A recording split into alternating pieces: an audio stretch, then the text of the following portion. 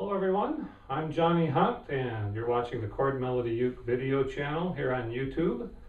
And it was a little over 2 years ago I started this channel up as an instructional channel for people that want to learn to play the lead on their ukulele.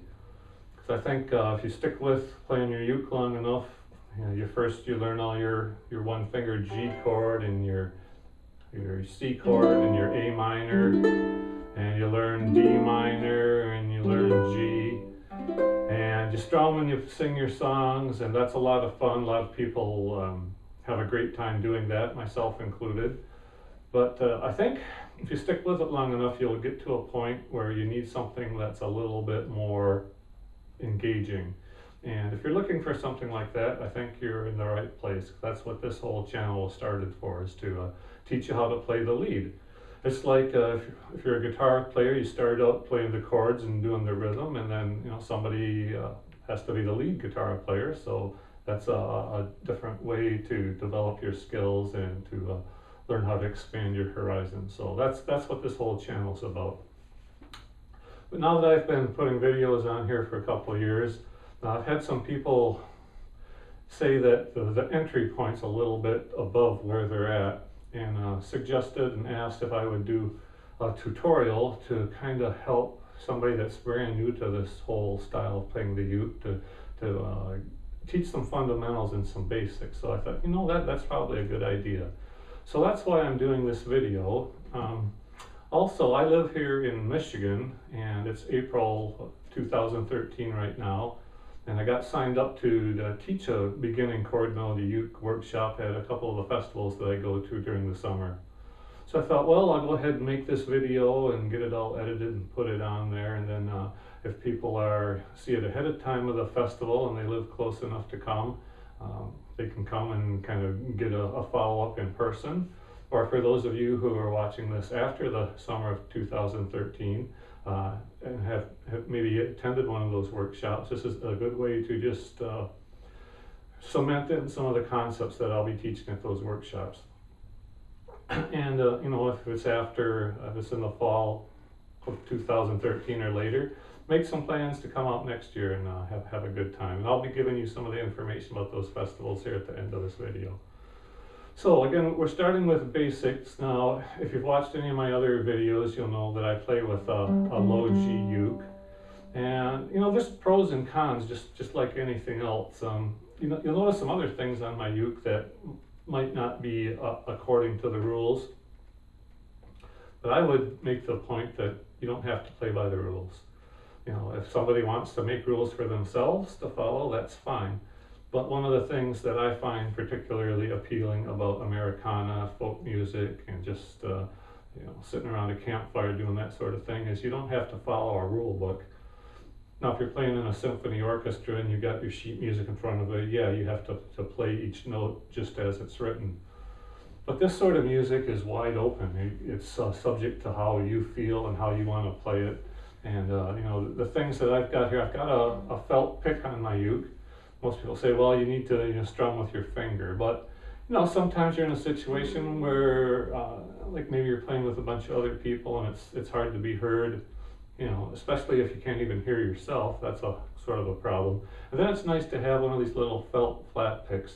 So I try to keep this on hand, and if I don't have it stuck between the strings up above the nut here, I've got it in my pocket or in my gig bags right at hand there. So these felt picks are nice to have along.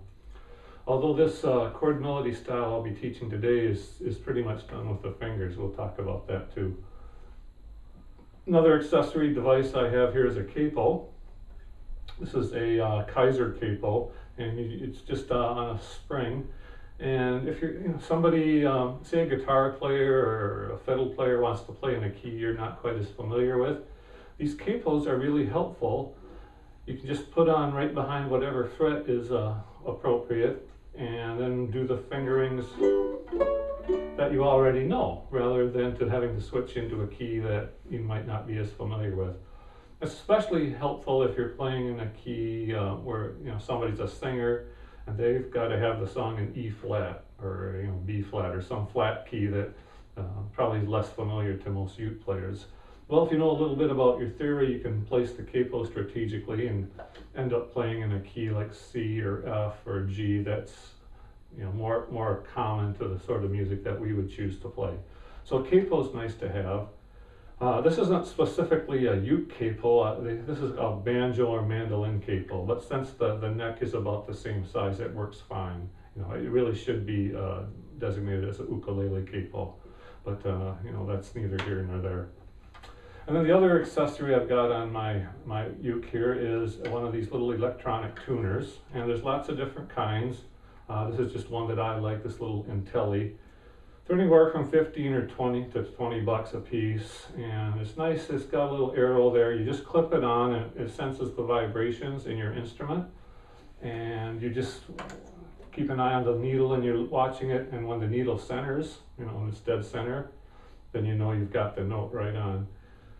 And I had avoided using the electronic tuners for a long time because I thought, well, I need to develop my ear so I can hear those notes. And that's a good thing to do too, but if you're playing especially with other people, it's nice to be right on the exact pitch that you should be. And sometimes with ukes or any other instruments, the friction tuners, if you have those, or the other, the strings stretch, or things happen, it gets just a little bit out of tune. So it's nice to have one of these electronic tuners on board. So you probably got $15 here, $15 for a capo, maybe $1 or $2 for a felt pick. So those are good accessories to have along. But that's kind of a bonus piece of information for you. So like I say, when you start out strumming chords, you're pretty much doing the brush with the finger sort of a thing. And that's kind of equivalent to what a guitar player would do with a flat pick, just kind of brushing the strings like that. But at least the way I play chord melody style, it's a finger picking, like a banjo player would do, or like a classical guitarist. And there's different ways to do that. Like I say, there's no set rules. Doc Watson was a famous guitar player. He played a lot of finger style. He just used his thumb and his forefinger. And it's amazing how he could play so many strings. If you're a banjo player, you probably play like a bluegrass 3-finger style. And then a lot of times, like classical players, they use 4 fingers. But in any case, it's nice to have a finger or 2 anchored here on the face of your instrument. And that's just so you don't have to look down and see where you are. If you've got some sort of an anchor, that gives your hand a reference point to know where the strings are, and then you don't have to look at them. You'll know what string you're picking. And there's a lot of different, this is called arpeggiating the chords. That's just one of the fancy music words for, instead of strumming the chords, it's picking one note at a time, and just, you can do different patterns.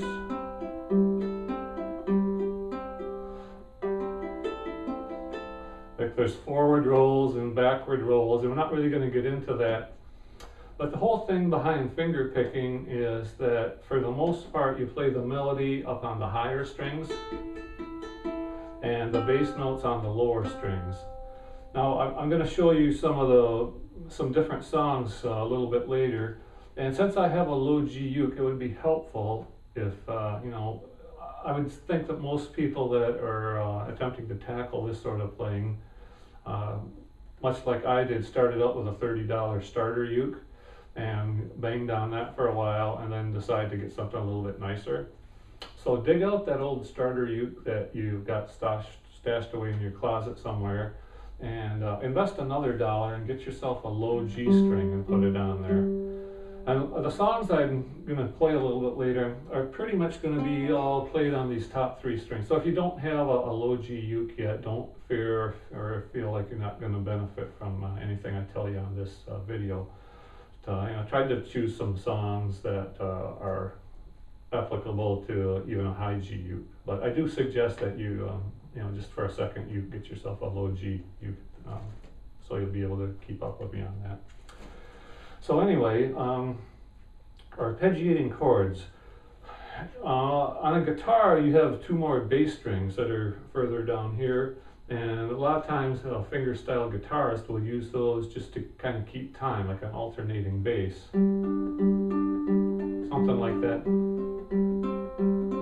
And we're still going to do that here when we're playing the uke, but since we have fewer strings to work with, we're going to kind of do double duty on some of these strings. And the reason I like having the low G uke is because I've got notes here that I wouldn't normally have if I was playing a high G uke, which is probably how your uke sounds. And again, the trade-off is that I've got these extra notes, and the cons, I guess the number one issue is that most people they play with a high G uke because that's the way their uke comes from the music store, and they're just used to doing the strumming thing. And a high G uke works at least as well as a low G uke for that. So that's just a couple of the reasons that I choose to play on a low G uke. So arpeggiating the chords, like I say, whatever chord you're in. So this is G string, E string, C string, A string. And I number my strings backward. I call this 1, 2, 3, 4. So the pattern here, this is another way of making your C chord. And we'll just do the 0, this is 0, 0, 0, 3, open, open, open, and then 3rd fret. So I would refer to that as the 0, 0, 3, 0, 0, 0, 3 shape for a C chord. So it's 1st string, 3rd string, 2nd string, 4th string.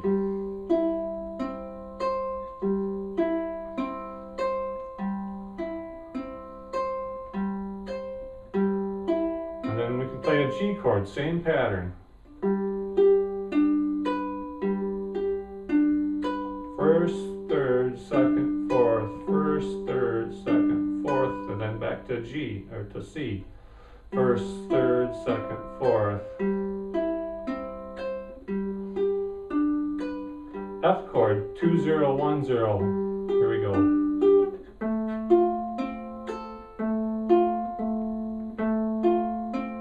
G chord, 0, 3, 2, it's 0, 2, 3, 2 as you read the chord.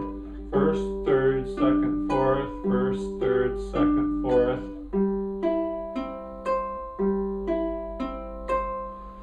And that's kind of the fundamental roll or whatever you would use to play fingerstyle.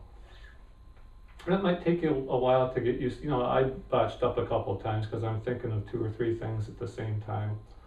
And the whole thing about being whether you're playing or singing is something has to be on autopilot. And for me, it's more left hand, and even just it's easier to do the strum and sing thing if you're going to be singing. But if you're focusing on how you're playing, if you're playing a solo, it's not too typical that somebody's going to play a solo to the best of their ability and still be able to sing, because you just can't split your brain in half and have half do the singing and half do the finger picking. So again, the solos are good to throw into songs that you already know, and just to add a little spice and take a break from the singing, and let the audience know that you know how to play this thing more than just the first position chords all day long. So the whole thing about learning, not just how to play fingerstyle, but anything you might ever want to attempt to learn, is that you always start at level 0. Like I equate it to say learning to ice skate. Winter comes and you get that new pair of skates for Christmas, and you're in a big hurry to go down to the rink and try them out, and you're 7 years old, you never skated before, and all the little 4-year-olds are zipping up and down, and you go 2 or 3 steps and falling down every time and every time. You have to be motivated enough to want to learn to skate, to accept the fact that you're going to fall down a few times before you can skate all the way around the rink and learn to skate backwards and do stops both ways, or whether you're learning to dance or any sort of hobby or skill, you're always starting at the bottom floor. And especially if, like say, if you're a little kid and you see kids that are smaller than you that can do what you want to do, it can be discouraging. But don't give up hope, okay? I think if you persevere and you really want to do this, you'll take the time and have the understanding that it's a journey. It's kind of uphill. The way that I found how I learn things is I'll kind of cruise along for a while and kind of be flat, not really learning anything. And then somebody will show me something, or I'll see, or I'll read, or I'll get a video, and something will make sense. And and then that elevates your level of skill. Then you drift along for a while and then learn something else. And it tends to be kind of a stair-step sort of a thing. So, accept that going in. And I've said on some of my other videos, you can never steal second base until you lead off at first base. You have to leave the comfort of the things you already know. Like when I started out here, I was playing this shape for a C chord. And most people say, well, this is easier. So I just want to, I can play a C chord. I don't need to know this, and I don't need to know this, and I don't need to know this. Excuse me, but the more inversions or different ways of making each chord the more interesting your playing will be, both, most importantly to yourself, and secondarily to anybody that you can get to sit in front of you and listen to you play. So, be willing to back up a little bit to get a running start to launch yourself forward. That's important that you have that attitude before you take on something of this nature. So we're going to take a little break here. I'll be right back. All right, I'm back. I needed to wet my whistle there a little bit. I was doing too much talking and had to just get a little drink, but we're ready to go again. So anyway, attitude, we talked about that. Let's talk a little bit about another painful subject, and that is music theory. Now, I haven't had much formal, I had 1 year of piano lessons when I was 8 years old, and that's all the formal training I had. But there's two things I know, and one of them is my music theory.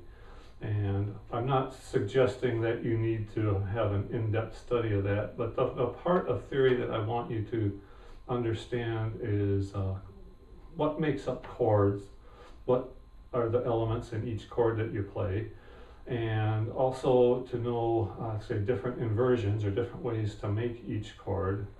That's also important.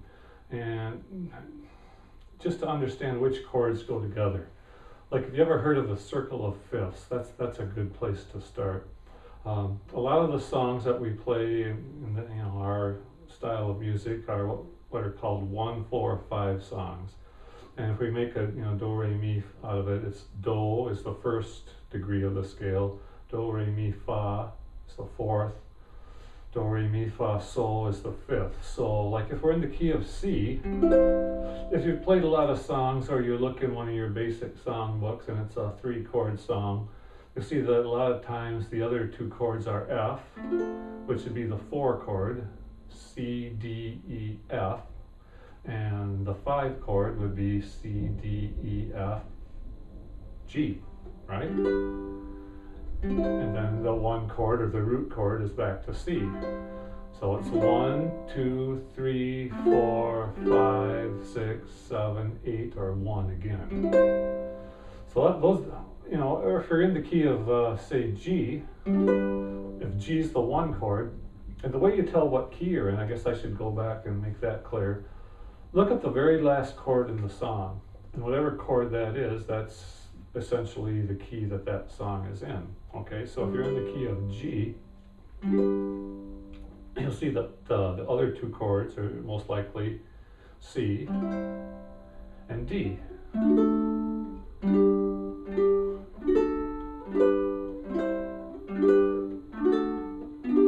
Okay, did you see something there? I'll tell you the chords I'm playing as we go. This is a G chord, just like this is. This is what we call a closed chord, which means I have a finger on each of the strings as opposed to what we call an open chord. 3 of the strings are open. I don't need any fingers to make those chords, which has the advantage of it's a lot easier to make, but has the disadvantage, you can't really, like if you want to play a staccato chord, or just like listen to the difference here.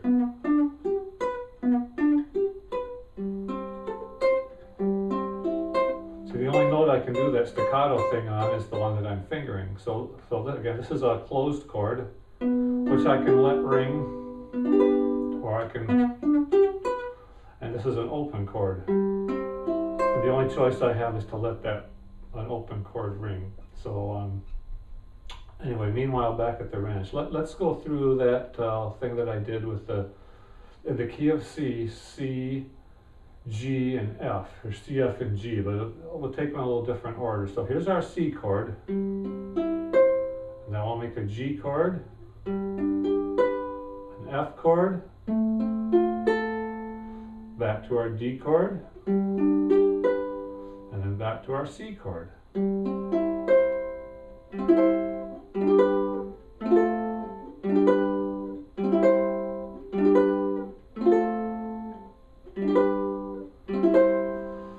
So that's just a very small, what we call a scale fragment. And so the one thing to know is the chord theory, what notes are in each chord. So if we're playing, our strings are G, C, E, A. If we're playing an open C chord, our notes in that chord are G, C, E, because they're all open strings. And then this fourth string that we're fretting is A, B flat, B natural, C. So it's G, C, E, G. All right, so that's pretty easy. Let's make our F chord, which is 2, 0, 1, 0. So our G note, our G string becomes an A. So we have an A, we have an open string here, which is still a C. Our E string, we're fretting at the first fret, so that goes from E to F and A, okay? So we have A, C, F, A. And so the notes of that F chord are F, A, and C. So, let's talk about the F scale. If you start on F and you go to the next higher F, the notes would be F, G, A, which is the third note of the scale. Fourth is B flat. The fifth is C, which that's part of the chord, F, A, and C. A major chord is the first, the third, and the fifth. So it'd be like do, re, mi, fa, and so. Do, mi, and so. First, third, and fifth. So, and that's true of any of these major chords. Minor chords is something else, but we won't go there right now. So, there's our C chord. For our G chord, we have our open G string, so that's still G. And our second string, we go from C, C sharp to D, fingering at the second fret. And the E string, we go from E, F, F sharp, G. So we have G, D, G again. And then on this high A string, it's at the second fret, so it's B flat, B. It's G, D, G, B. You see these two G's sound the same and just an octave apart. Low, high, okay? And then, since it's a G chord, the G is the root. G is the root, the B is the third, G, A, B, C, D is the fifth. So that's the first, the third, and the fifth. Do, mi, so. And then back to our good old C chord. Closed version, open version. So the whole thing about chord melody, uke fingerstyle playing is just like it suggests. You're playing the melody, generally on the high strings, and the rest of the notes in the chord behind the melody in the lower strings. You're playing this arpeggiated style. So you pick a melody note,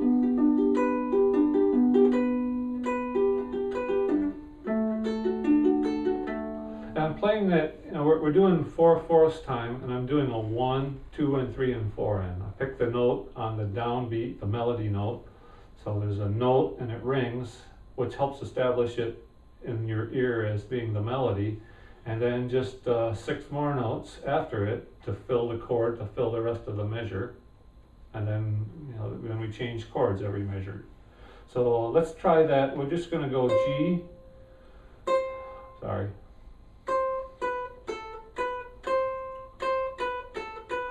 C, B, A, B, C, except we're going to do it with the rest of the chord behind it, and that's really what chord melody style is. And this is called playing scales against chords, or scales over chords. And this is really, I think this is the bridge between the strum and sing thing to playing the melody, is learning the scales with the chords, okay? So let's back up and take that a little more slowly. Well, let's go ahead and play our scale in C, and we'll start here on our open C string, okay? So we're going to use our tuner because that doesn't sound quite right to me, and it's a little bit high. Okay, and that's better. So there's our C, open, let's see, first string, second string, third string, fourth string. Open second string is C. There's D. Okay, that's the second fret. We're skipping the first fret. C, D, E is the open third string. So C, open second, D, second string, second fret. And see how I got my fingers anchored, and I play pretty much 3-finger style, so I'm using my ring finger here as my anchor on the face of the instrument, so I know where my fingers are without looking, like I mentioned. Open third string is a B. That sounds a little off too. Not too bad, okay. Better safe than sorry. And then our fourth note, so it's C, D, open E, F is the first fret of this third string, like our F chord, right? The fifth note is the G, so we're on our E string, E, F, F sharp, which is not part of the scale, G, open, second fret, open third, first fret, third fret of the third string. Then our A note is the open A, B, second fret, C again. So let's do that again, nice and slowly. We'll start on the second string open, C, second fret, D, open third string, E, first fret, F, third fret, don't slide your finger. You know, you want to keep your hands as still as you can, so we're going to use our ring finger here. Third fret of the third string. Fourth string open is A. Second fret of the fourth string is B, and then our high C.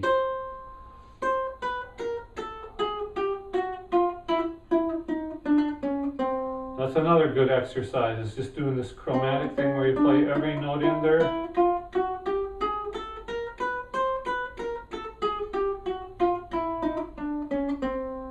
Notes, or it'd be 13 if you do the whole octave. 1, 2, 3, 4, 5, 6, 7, 8, 9, 10, 11, 12, 13.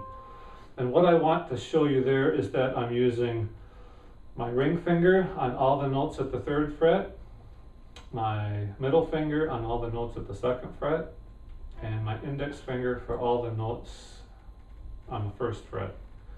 So try to get used to keeping your hand still and moving your fingers. Because when you move your hand, that's when you end up having to look to see where you are. Because you don't really, when you're starting out, you don't know how far you're sliding up and down. All right, so that's another exercise. Well, let's get back to the playing the scales thing, all right? So again, here's our C scale. C, D, E, F, G, A, B, C. So practice just doing that until you really got it wired in, okay? And you know, there's a play in between doing it so until you're so bored you want to throw your uke against the wall and never play it again. And you know, adding in the rest of the chord, which is the next step. So I'm going to go ahead and play, we talked about arpeggiating the chords. I'm going to play the note, and then we'll go 1, 2, and 3, and 4 in. The note will be the first beat, and 2, and 3, and 4 in will be 6 more notes that are part of that chord. So I'm going to be fingering the chord while I'm playing the note, okay? And the second, third, and fourth beats are all going to be filled notes using the rest of that chord.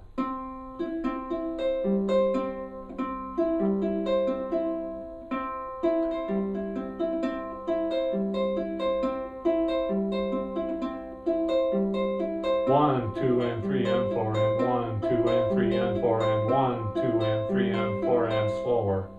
1, 2, and 3, and 4, and 1, 2, and 3, and 4, and I don't care what notes you play. And in fact, the more you mix it up, the better. So, if you find a pattern that's working, that's fine. So this is what we would call playing a low C note over the C chord. So I'd call it like C/C, okay? So that's our first note. Our second note of the C scale is the D.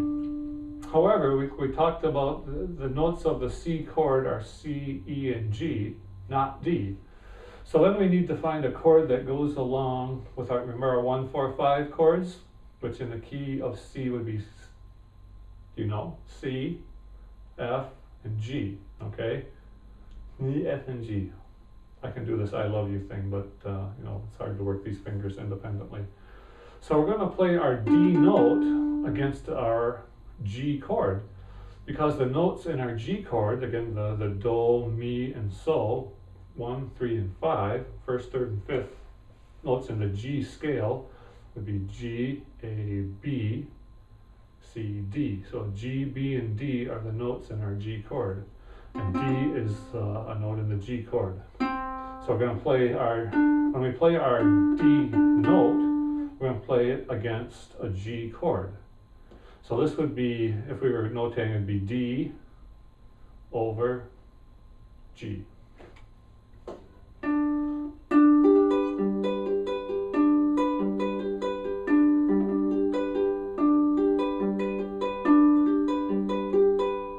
So let's just play those two chords. We'll play the C note against a C chord and a D note against a D chord. And then we're just going to keep building on that till we go all the way through one whole octave. So here we go. I'm sorry.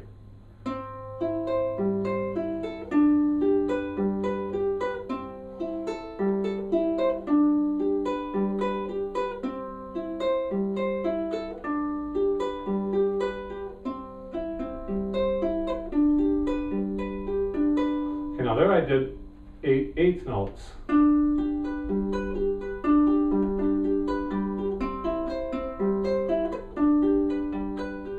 Slower.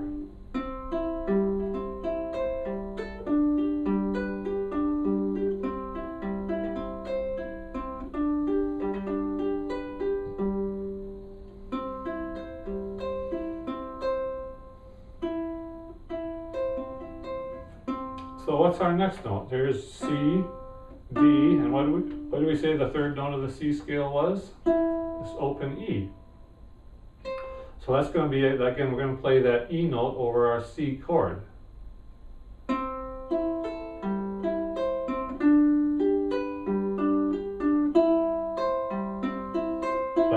Back to A, back to C. I'm sorry, this is back to D. I've been playing guitar for 40 years and uke for about 3.5, and I still think in terms of guitar, and I apologize for that, but the reason is because the shapes are the same. Like, if you play guitar, this, for a guitar, this is a D shape, but it's a G for a uke, so I apologize. I try to catch myself every time I mess up like that. So anyway, D,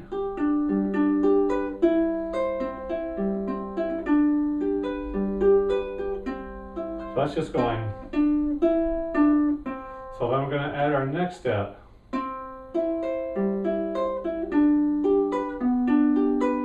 here's another way to make that G chord. Use your pinky, all right? Don't have to do it today, but don't neglect the use of your pinky. Your playing will get a lot better when you realize that you have a pinky and a thumb, and it's okay to use them on your left hand.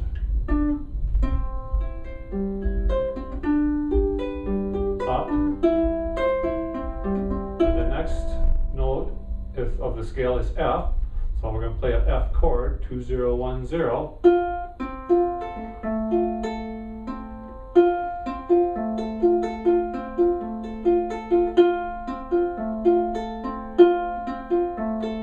Back down.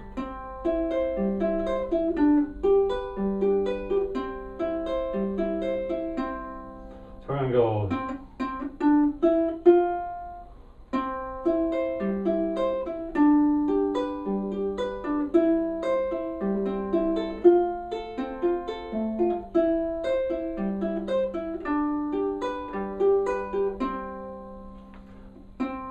so the notes I want you to hear are the notes of the scale. Da, blah blah blah blah blah blah, blah blah blah blah blah blah, blah blah blah blah blah blah, blah blah blah blah blah blah, blah blah blah blah blah blah, blah blah blah blah blah blah, blah blah blah blah blah blah.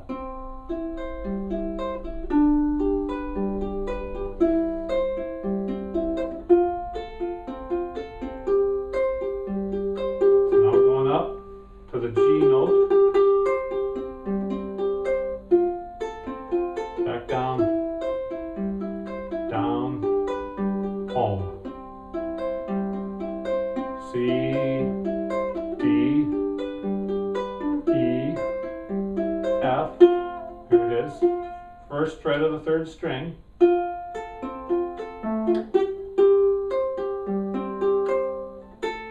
Okay, now we got playing an F chord with the open A on top. Notes of the F chord are F, A, and C.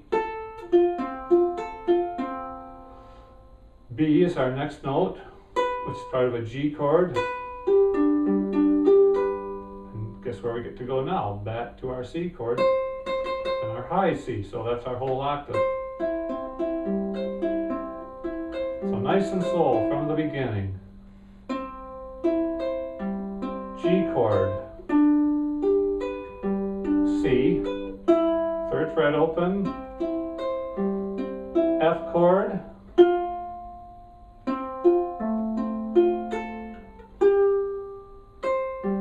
C chord, third fret, third string, up to C chord, 2-0-1-0, open A string, G chord, 0-2-3-2.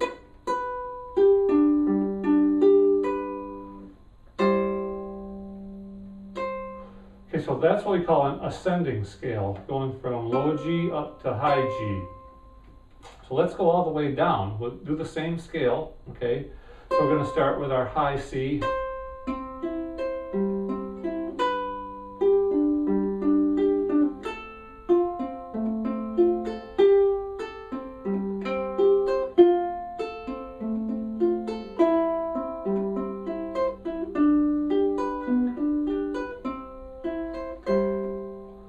Nice and slow. So now I'm plucking. I can pluck because anything I play behind the melody, your ear is trained to hear the highest note of the chord, if you're playing them all together, as the melody.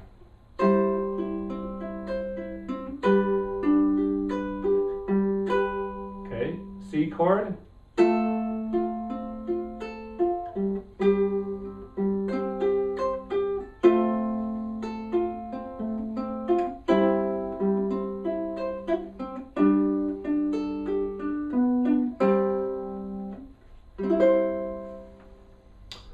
So that is your C scale against the chords. Again, so it's just a review: a C against a C, D against a G chord, E against a C chord, F against an F chord,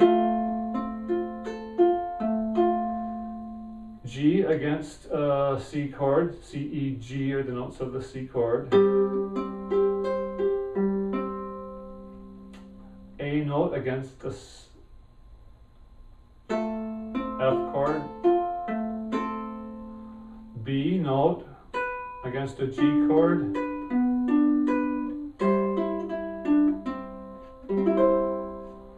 So there's our basic C scale. So work on that. Again, first figure out where the notes are, and then figure out what, just go over the video or write it down, which chord goes with which note in the scale that you're playing. And you can learn it by rote, but understand why. Understand each note that's in that chord. Okay, so like, okay, this is an F chord. Why am I playing an F chord? Because that's got a C, it's got a F note in it. And of the 1, 4, 5 chords, we're in the key of C, so 1, 4, 5 chords again are C, F, and G. The only one of those 3 chords that has an F note in it is the F chord. The one issue you're going to have is on the 5th degree, so C, D, E, F, G, because the G note is in the C chord, and it's also in the G chord. So you can play either of them there. It depends on the context of the song, and because if you're playing off a chord chart, it'll tell you what chord you're playing, and so that's part of the understanding of the theory that I was talking about. So I hope I made that clear. So again, work on each note of the scale and knowing where it is, fingering it correctly. Notice which fingers I'm using on my left hand for each note.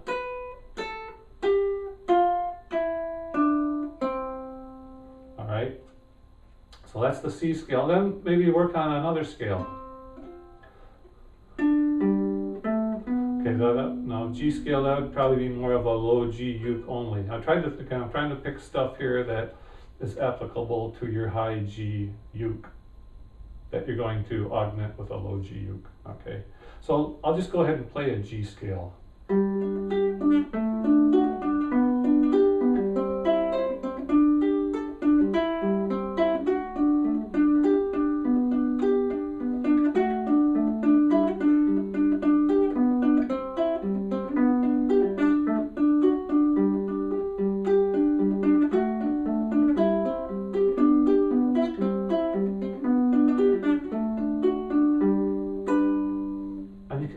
If you're high G, what do? You play it an octave higher, which you get out of first position, and that's okay because you don't have to spend your whole life stuck in these top 3 frets. You'll notice that a uke fretboard has frets all the way down to here. So you start out here when you're learning, but when you really learn to play, you're using the whole fretboard, at least as far as you can reach without a cutaway. So let's go ahead and play a high G scale. So I'm starting here. Okay, first, I would make a closed chord, but you can just do 0, 2, 3, 2. The G note is here on the 3rd fret of the 1, 2, 3, 3rd string.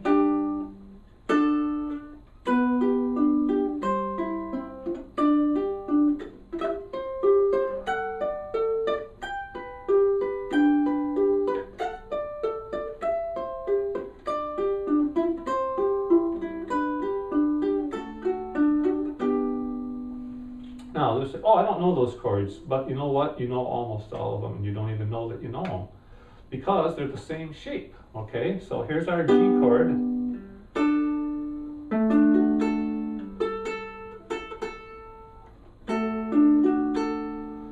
Here's our G chord again, you know that.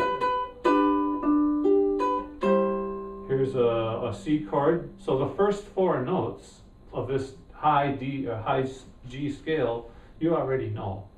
And then the 5th note is our simple old G chord that you know. But remember I talked about your pinky?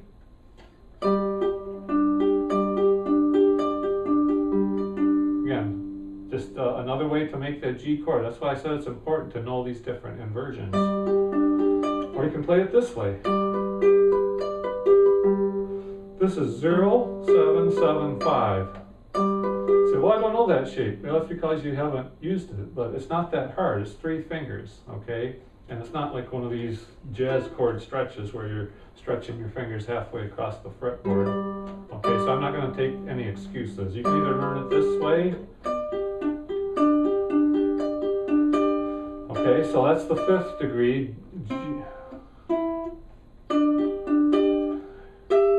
Okay, and then here's a C chord. Okay, so, well, I never played it up there. Well, you played it here.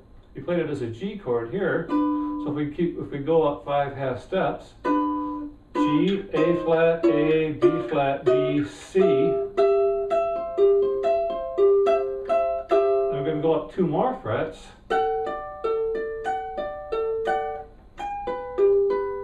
And here's another G chord way up here. So what chord does this look like? Well, it looks like your C chord and you don't even know it because you're not used to using this finger, because when you make your C chord, you've got the nut there. So let's move this what I'm telling you is a G chord with a G on the top. Let's move it down 5 half steps. 1, 2, 3, 4, 5. Let's move it 7. Okay, does that look familiar?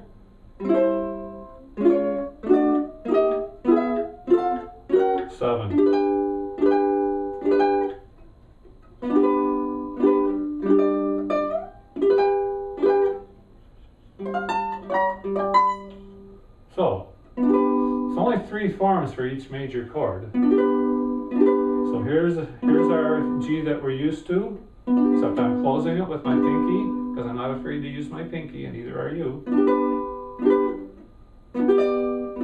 Or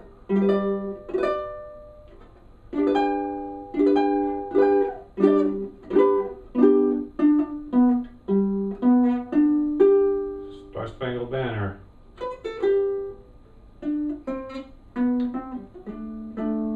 Okay, tidbit. So that'd be a G scale.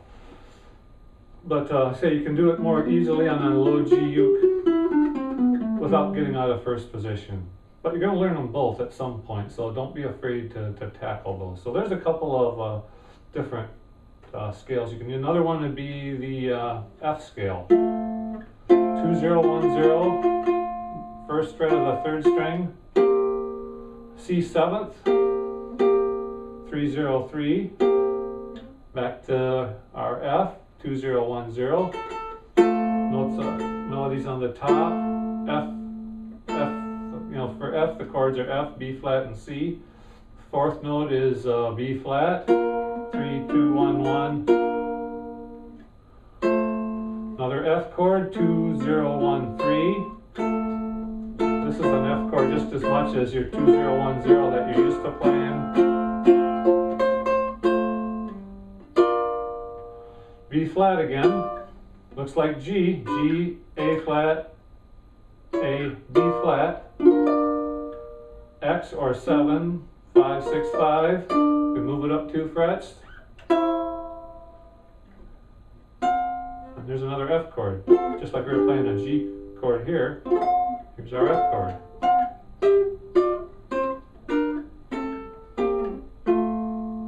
So, more scales to work on, just more fodder for your canon. So I got about 10, I'm looking at my little stopwatch here, so I'm trying to go about an hour, and because that's plenty of information for any workshop. So that's scales over chords. That's the key to playing chord melody style. But I'm going to play a couple songs here, so a couple simple songs, so you can see, well, this isn't just a big exercise. I can actually learn to play a song or two. So we're going to play Tom Dooley. I'm going to play in the key of F. 2 chords, F and C/C7, whichever one you want to use.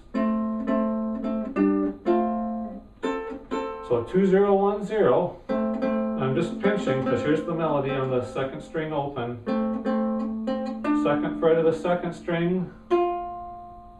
3rd string 1st fret. That's the first line.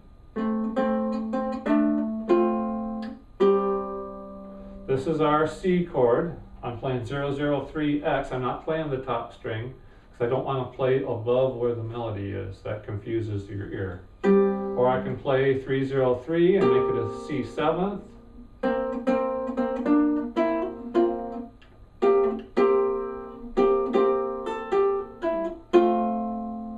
So let's do that. I'll go a little slower and explain better.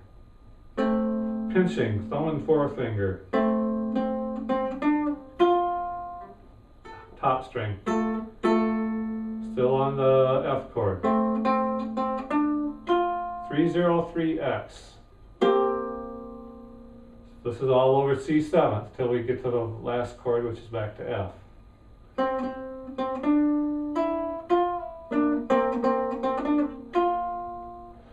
So open second, second fret, first fret of the third string, 300, and now we're going to get to play this top string. There it is.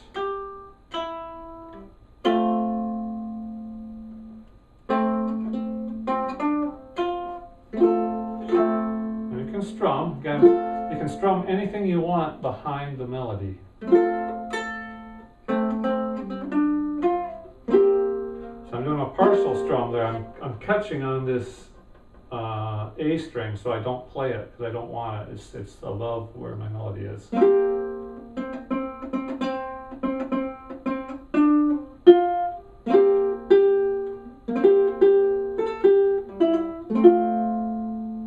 Okay.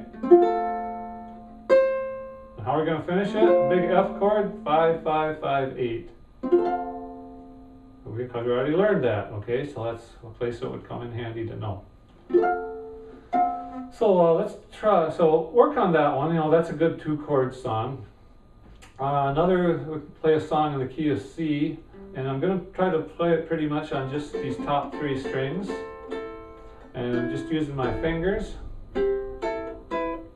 like Puff the Magic Dragon, okay?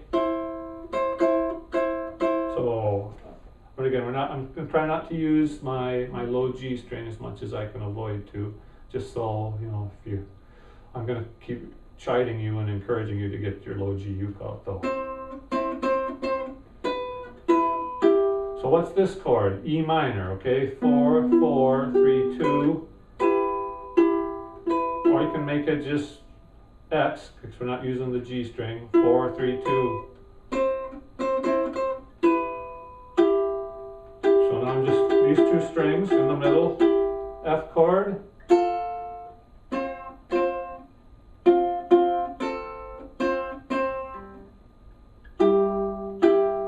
2 middle strings, 4th fret, 3rd fret.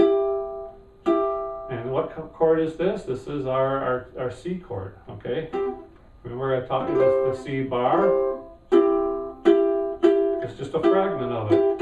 Or you can play the whole chord if you want, and just not play the outside strings. So I'm just plucking with my 2nd and 3rd fingers, the 2 middle strings. And then we go to F chord. Melody, just the 2 middle strings. C chord, just open. Middle, 3rd fret. Then our next chord is a D7th. 2 ways to make the note after this. So we're at the 3rd fret. You can lift everything up, or because these are the same notes, 2 different ways to make that note.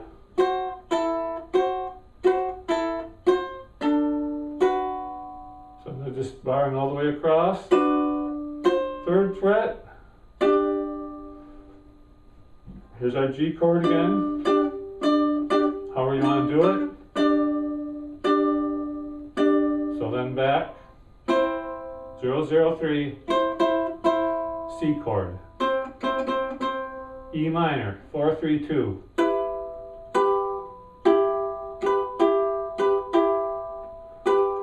F chord, 2, 0, 1. 3rd fret of the 4th string. And then back to our It's our C chord. Either way, do both ways. F chord, C chord, I'm sorry. Guitar speak again. 201. Middle strings. First fret, third first, all on the third string. This is actually an A minor here, but I can't establish it as an A minor without playing this A note. So you could probably, you could do that on your high G uke.